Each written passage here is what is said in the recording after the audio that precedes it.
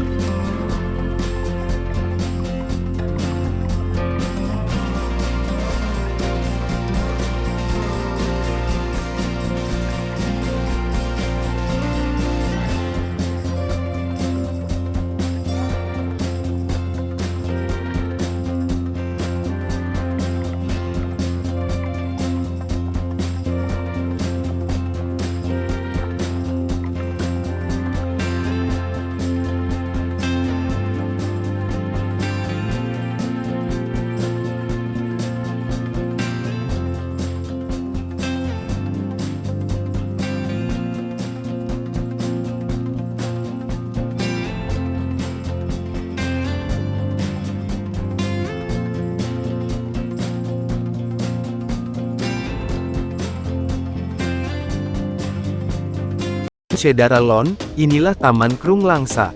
Taman Krung Langsa ini terletak di pinggir sungai atau Krung Langsa, Gampong Sidorejo, Kecamatan Langsa Lama, Kota Langsa, Aceh. Sebelum dijadikan taman, tempat ini adalah daerah padat penduduk, karena sering banjir saat musim hujan.